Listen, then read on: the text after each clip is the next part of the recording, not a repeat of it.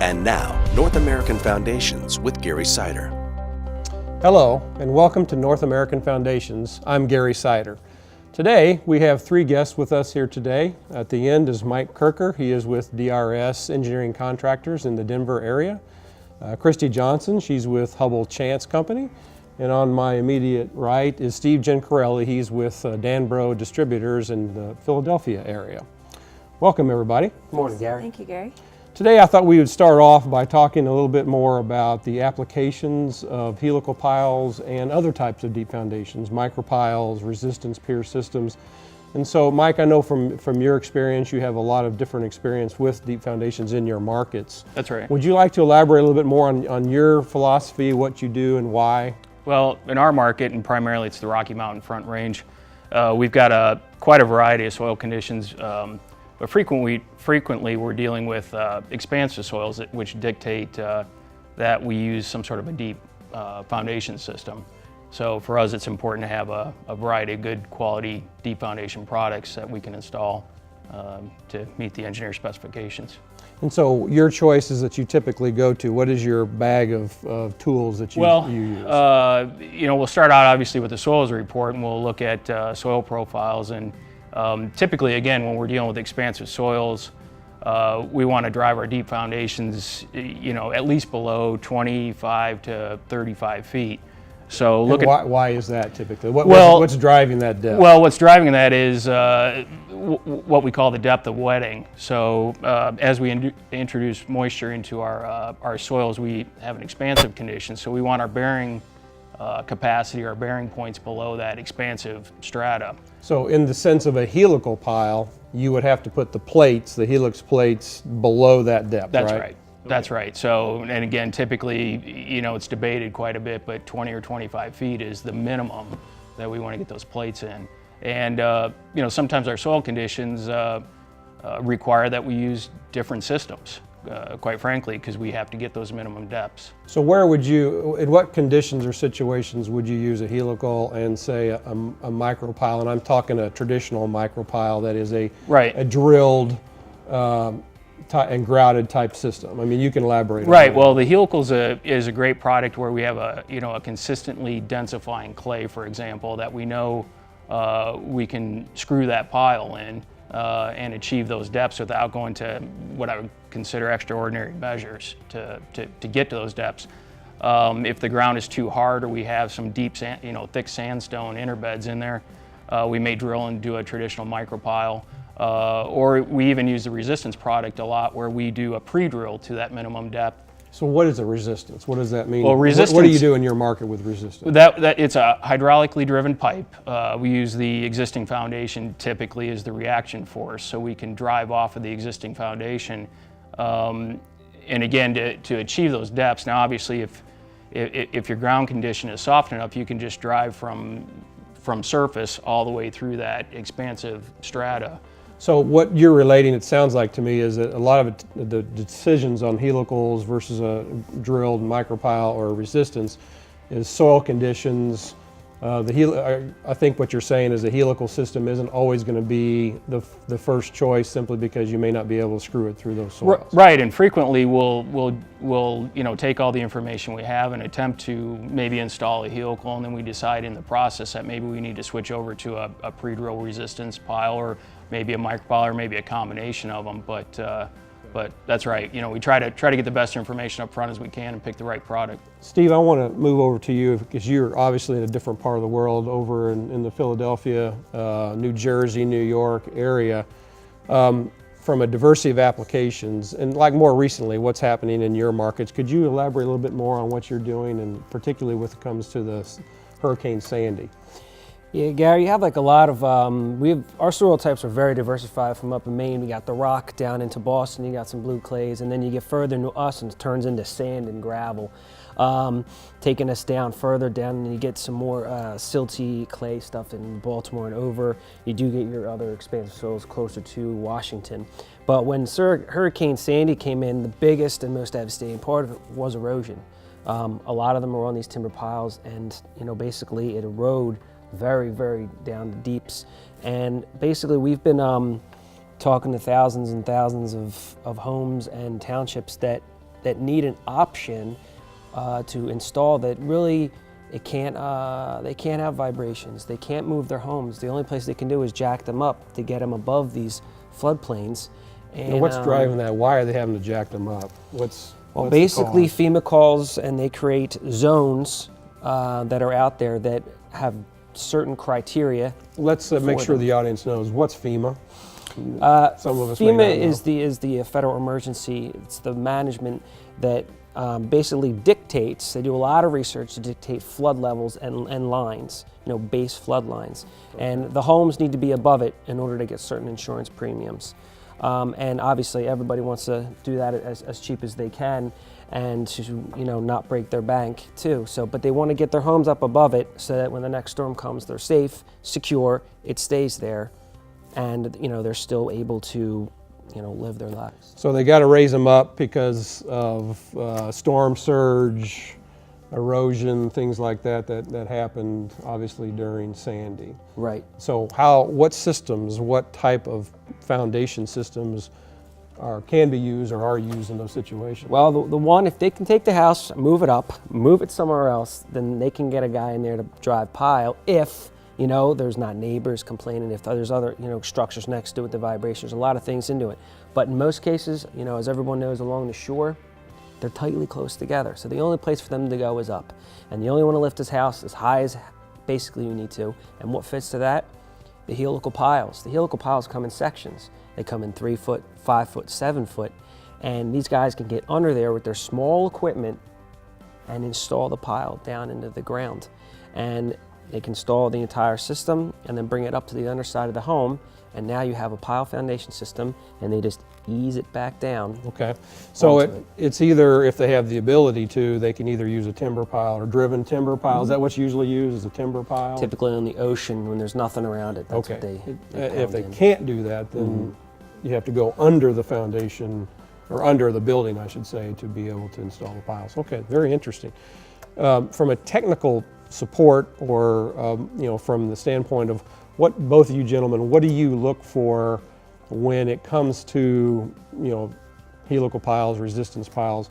What is it that a manufacturer or the source of these products, what can they provide you? What should they provide you? Well, some backup information. I mean, we staff engineers, but it's always good to use you guys as a sounding board.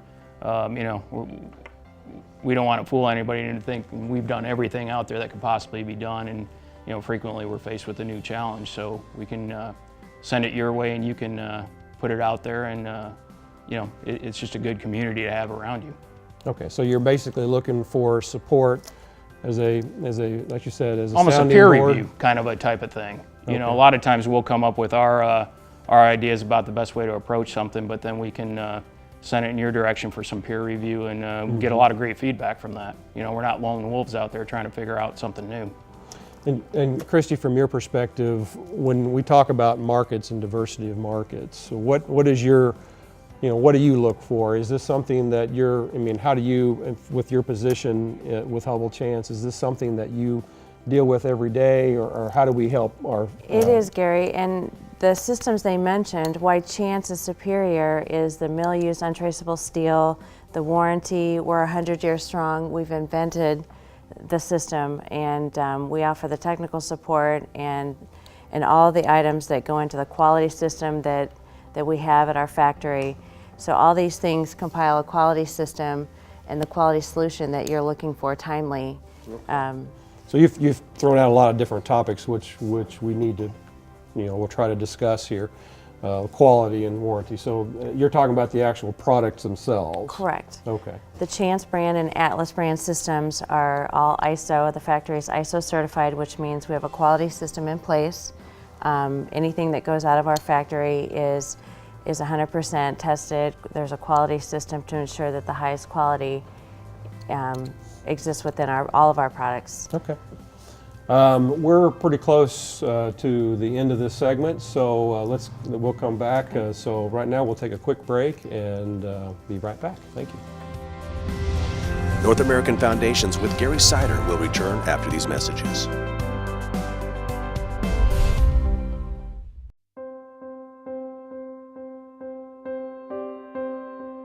As the oldest and most respected helical pile brand in the world, Chance continues to provide a network of support, security, and reliability 100 years strong.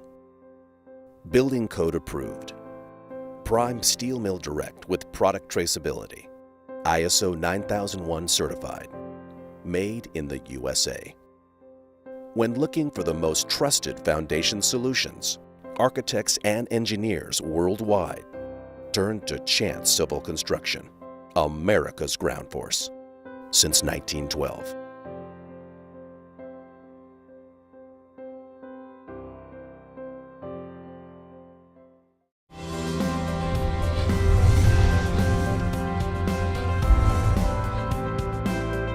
Welcome back to North American Foundations with Gary Sider. Hello, and welcome back to North American Foundations. I'm Gary Sider.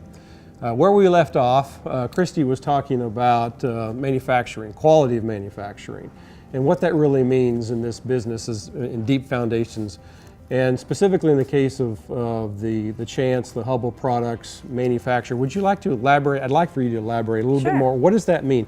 You said something, you said new, unused, mill traceable steel. What does that really mean? That means that all of the steel meets a certain standard that we specify. All the steel that we receive in is new and unused, meaning it's not secondary, it hasn't been used in another application, so it's brand new, premium mill traceable. Traceable meaning we can trace it at any point through our factory. There's stamps on the product. Well, that begs the question, what other options are there other than new, unused, mill traceable material? It's what they call secondary pipe, either used in different applications, and the quality is not guaranteed, the spec is not 100% met, and we ensure that the steel that we receive in, it meets 100% our specification or our standard. So that's a higher level quality of product that we ensure for our customers in these applications that are.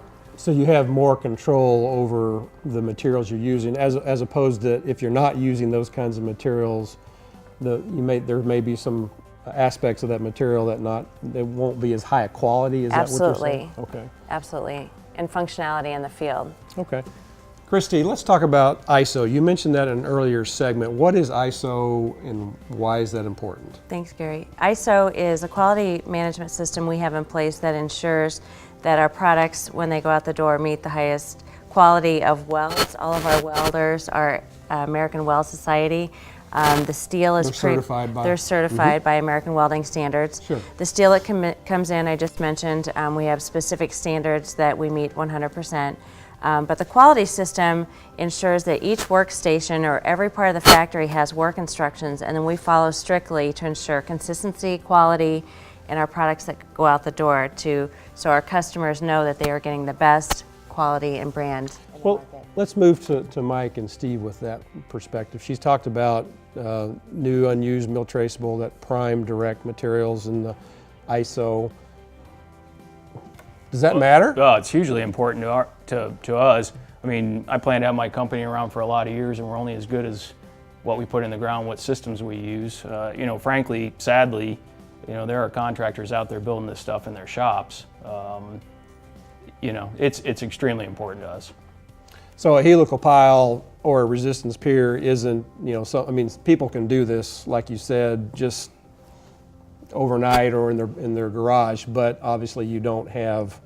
It's not as easy as that, is it? No, it's not. And unfortunately, frequently they're trying to just copy systems that have been developed and engineered over a lot of years, and they mess it up sometimes too. And then the mill traceable, that's another important factor, especially in the commercial construction line. A lot of times we simply have to produce that. Steve, what about you? We've talked about new unused mill traceable materials, ISO certification. How in your markets in the Northeast, in the New York and the Philadelphia, Boston area, how is this important to you? Well, when it first, in the middle of the 90s stuff, there wasn't as many manufacturers, and Chance was out there with the best brand and still is, and a lot of the guys started popping up trying to copy, repeat, and bring their helical pile to the business.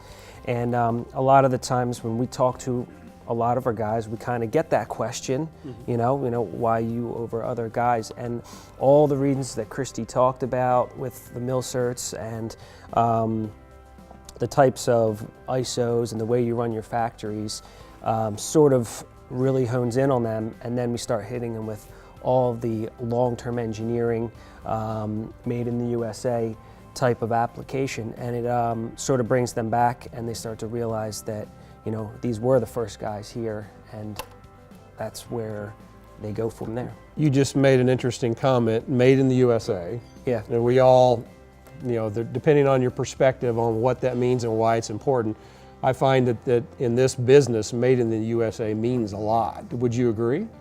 Absolutely.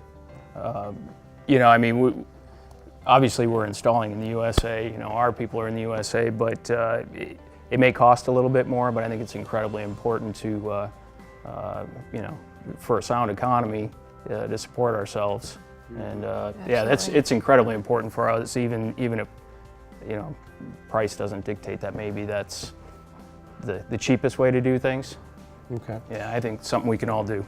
Christy, can you tell us from your perspective, made in the USA, what does Hubbell or Chance do, you know, in terms of our products? You know, what are our material, when made in the USA, what does that mean, and what does Hubbell do in that regard? Well, made in the USA means that we don't pursue steel in other countries, and we also employ over 500 people at our factory. So the livelihoods of many families are, You know, tied to this type of work. absolutely. So it's very important, and you know, we want to keep jobs, and like he said, the economy. We want to keep that thriving here in the USA versus buying steel from China, India, and other locations. So made in the USA is very important. Well, I can tell you from my experience, particularly like with the helical pile systems and the resistance systems, a large amount of the materials are sourced domestically. I can't say 100% is, but a lot of our materials come from manufacturing locations within the USA. And it's honestly, helical piles, a lot of them are made from old cars, you know, just things of that nature. Folks, we're out of time for this segment. We'll come back and discuss some of these other subjects further. So we'll have to go away for a quick break. Thank you. Thanks, Gary. North American Foundations with Gary Sider will return after these messages.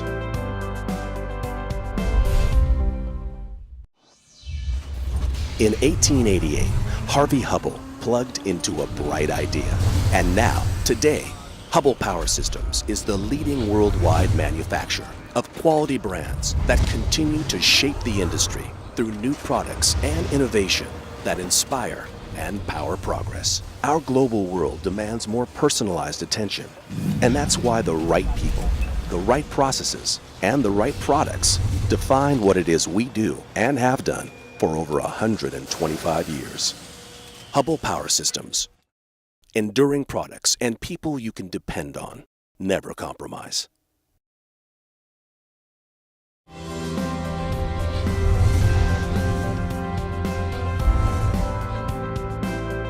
Welcome back to North American Foundations with Gary Sider.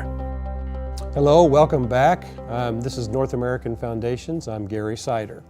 We were talking when we left about made in the USA, why it's important. And Mike, I'd like for you, if you wouldn't mind, to elaborate a little bit more on that. I know you have more to say about Well, that. yeah, my thoughts along those lines is Chance and the Atlas brand and their parent Hubbell, you know, has made a conscious decision to keep manufacturing in the United States. A lot of manufacturers of construction products have moved, especially steel manufacturing, over to China, Pakistan, India. I know a number of them regret that move right now. And not only is it, you know, sort of a feel-good thing, maybe to keep it in the USA, but it's, you know, the quality perspective of that. We know when we're getting our product. We know that our product is going to be first rate. To me, it's extremely important. I'd like to move into a slightly different topic, but on the subject of Made in USA. And Christy, could you please, if you wouldn't mind, talk about warranties? I mean, warranties come in many different styles, length of time, limited, unlimited, whatever all that means. Could you give us some details about the Hubbell warranty? Absolutely. It is very important for the property owner to understand the product warranty and actually the installation or service warranty. Hubbell offers a 30-year fully transferable warranty, meaning from the lifetime, the 30 years, you can fully transfer it. And it's backed by a multi-billion-dollar company. So it's very important, number one, to understand the warranty that you're signing up for in the repair, but understand that Hubbell offers a 30-year fully transferable warranty. It's very important. And so part of that is obviously the installer, quality installation. These gentlemen, obviously this is important to them because they also are, in the case of Mike, he's an installer. So our warranty is basically a contract with him in the sense that we're working together to provide this warranty, right? Absolutely, we're fully backing our product. Mm-hmm. Which comes to another good point that the Chance people that we bring on board to be installers are certified. We require them to take an online Chance University course. We require them to have field training, and then after that, if they do a new project or something like that, we require them to come to us, contact us, and we help them out with the engineering to make sure that when they're handing this warranty for the service, that they put in the best quality work they can out in the field, and that the owner, whether it's for a big commercial building or a strip mall or whatever he's repairing or building new, knows that they're getting the best service they can because of this big company has helped them train these guys to do the best work they can. Very good. Thanks. Appreciate that, your perspectives, all of you. Let's move on. I want to get into some of the details about the information required. We obviously, as engineers, or most engineers, we have to have a certain basic understanding of how these products work and what information is needed. So, Mike, if you start us off, from your perspective, what information is needed to design a deep foundation? Well, helical piles or right. or whatever, micro piles? Or Again, typically I'm working along the Rocky Mountain Front Range or up in the Rocky Mountains, but traditionally our projects will start out with a fairly detailed soils report. Some are better than others. But there's a certain minimum level of information we need about ground conditions, and we've got incredibly varying ground conditions in our in our market. So if we have bad information going in, we may struggle finding the right product during production construction, and that's not good for anybody. do you always have a soils report? We certainly want it. I mean, rarely do we not. It would be an unusual condition if we don't, but we start a project by saying, give us your soils information or get it. So it's important for our listeners to understand that for any deep foundation system, it's best to have some type of report, geotechnical report or soils report. That's right, and again, in our market, the building departments are great about helping us to enforce that. I know that varies from region to region around the country, but it's incredibly important to us. So you take that information as an engineer, and Steve, I'll ask you specifically, you take that information as an engineer, and then what do you do? Well, after we know what kind of soil conditions that we're dealing with, the next thing is we need to get some loading. Okay, we need to know what we're supporting, why we're supporting it, and then how much load we're actually going to stick on our pile. And once we gather information from engineers, architects, we can go ahead and start to come up with a pile design. Solutions. And Chance has a line of tools that we've all been talking about here, and we start selecting and narrowing it down based upon those conditions. And then once that's sort of figured out, then the other issues start to come up about environment and what other stuff could affect the deep foundation. For instance, corrosion, for instance, boardwalks, or what other types of So the application plays, design life, things of that nature. Correct. Okay. So at what point does a code or codes come into play? And we don't have a lot of time in this segment, but do you have to work with building codes in these situations? In our case, absolutely so. Okay. So you have to not only use your expertise as an engineer to solve this problem, to develop the right combination based on soil conditions and loads, a solution, you have to use it within the confines of a code. That's right, and that's also going to dictate your special inspections. There's so many things in the code, but we've got a building permit. We're following a code. Okay, very good. Well, folks, that's all the time we have for in this segment. Appreciate you coming on with us. I want to thank Mike Kirker with DRS Engineering Contractors for spending some time with us today, Christy Johnson with Hubble Chance, and Steve Gencarelli with Danbro Distributors. This has been North American Foundations. I'm Gary Sider, and we'll see you next time. For more information about Chance products, go to abchance.com.